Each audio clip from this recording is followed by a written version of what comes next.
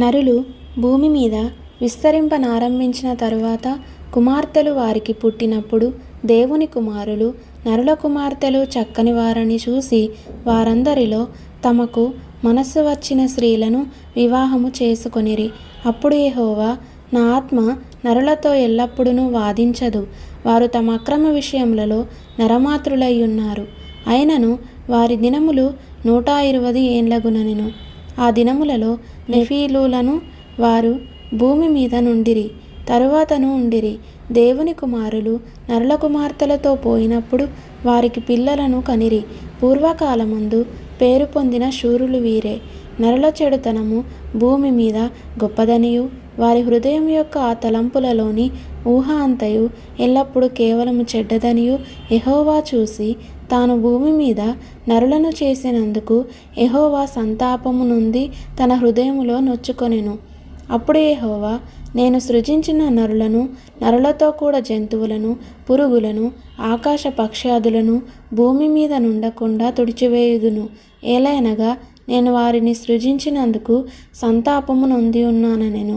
అయితే నోవాహు యెహోవా దృష్టి యందు కృప పొందిన వాడాయెను. నోవాహు వంశావళి ఇదే. నోవాహు నీతిపరుడును తన తరములో నిందారహితుడునై ఉండెను. నోవాహు దేవునితో కూడా నడిచినవాడు. షేము, హాము, యాపేతను 3 కుమారులను నోవాహు కనెను. భూలోకము దేవుని సన్నిధిని చెడిపోయి ఉండెను. భూలోకము బలాత్కారముతో నిండి ఉండెను. దేవుడు భూలోకమును చూసినప్పుడు అది చెడిపోయి ఉండెను. భూమి మీద సమస్త శరీరులు తమ మార్గమును చెరిపివేసుకొని ఉండిరి. దేవుడు నోవాహుతో, సమస్త శరీరుల మూలముగా భూమి బలాత్కారముతో నిండి ఉన్నది గనుక నా సన్నిధిని వారి అంతము వచ్చియున్నది. ఇదిగో, వారిని భూమితో కూడా నాశనము చేయుదును. చితిసారపు మ్రానుతో నీ కొరకు ఓడను చేసుకొనుము. అరలు పెట్టి ఆ ఓడను చేసి లోపటను వెలుపటను దానికి కీలు పూయవలెను. నీవు దాని చేయవలసిన విధమిది. ఆ ఓడ 300 మూరల పొడవును, 50 మూరల వెడల్పును, 30 మూరల ఎత్తును గలదై ఉండవలెను.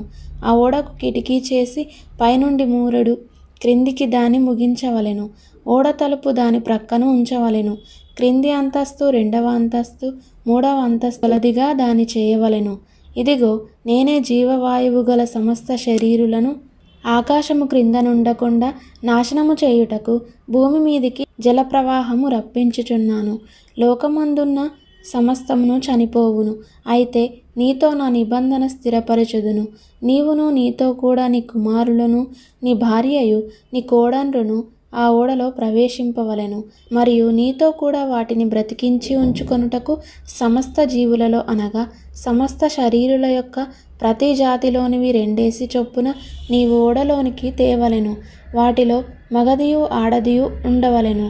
నీవు వాటిని బ్రతికించి ఉంచుకొనుటకై వాటి జాతుల ప్రకారము పక్షులలోను, వాటి జాతుల ప్రకారము జంతువులలోను, వాటి జాతుల ప్రకారము నేలను ప్రాకు వాటన్నింటిలోనూ ప్రతి జాతిలో 2 చొప్పున నీ యొద్దకు అవి వచ్చును. మరియు తినుటకు నానా విధములైన ఆహార పదార్థములను కూర్చుకొని నీ దగ్గర ఉంచుకొనుము. అవి నీకును వాటికిని ఆహారమగునని చెప్పెను. నోవాహు అట్లు చేసెను. దేవుడు అతనికి ఆజ్ఞాపించిన ప్రకారము యావత్తు చేసెను. ఆ రోజుల్లో విస్తారంగా వ్యాపించిన దుర్మార్గం, దుష్టత్వాల మధ్య నోవాహు ఒక్కడు నీతిమంతుడై తనతో ఇంకా సహవాసాన్ని వెతుకుతున్నవానిగా దేవుడు గమనించాడు. తన తరంలో తన చుట్టూ ఉన్న సమాజంలోని నైతిక దుర్నీతి నుండి నోవాహు తనను ప్రత్యేకించుకున్నాడని తెలుస్తుంది. అతడు నీతిమంతుడై దేవునికి భయపడుతూ సమాజంలో పాదుకుపోయిన అభిప్రాయాలకు, వారి ప్రవర్తనకు విముఖుడై ఉన్నాడు గనుక దేవుని దయను పొందాడు. దేవునిలో విశ్వాసం కలిగి దేవునితో నడవడం ద్వారా ఆయన కృప వలన నోవాహు జీవితంలో ఈ నీతి వచ్చింది. అంటే విశ్వాసం మూలంగా దేవుని కనికరం కృపను స్వీకరించాలి. విశ్వాసం ఎంత కీలకమైందంటే అది దేవునితో నడవాలన్న నమ్మకమైన ప్రయత్నాన్ని మనలో పుట్టిస్తుంది. వక్రబుద్ధి గల ఈ తరం నుండి వేరుగా ఉండేలా తోడ్పడుతుంది. నోవాహు విశ్వాసమును బట్టి కలుగు నీతికి వారసుడాయెను అని హెబ్రీ పత్రికలో 11వ అధ్యాయం 7వ వచనంలో మనకు వివరిస్తుంది. నోవాహు యథార్థవర్తనుడే గాక నీతిని బోధించినవాడు. అని కూడా మనకు క్రొత్త నిబంధన వివరిస్తుంది. జలప్రళయం రూపంలో వస్తున్న తన తీర్పు నుండి నోవాహు తప్పించుకుంటాడని దేవుడు తన నిబంధన ద్వారా అతనితో వాగ్దానం చేశాడు. నోవాహు దేవుణ్ణి, ఆయన మాటలను నమ్మడం ద్వారా ఆ నిబంధనకు స్పందించాడు. భయభక్తులు గలవానిగా సిద్ధపడి ఓడలో ప్రవేశించడం ద్వారా నోవాహు తన విశ్వాసాన్ని నిరూపించుకున్నాడు. మనం కూడా నోవాహులాగా విశ్వాసం కలిగి అలాగే దేవుని యందలి భయభక్తులు గలవారిగా జీవించే వారమై ఉండాలి.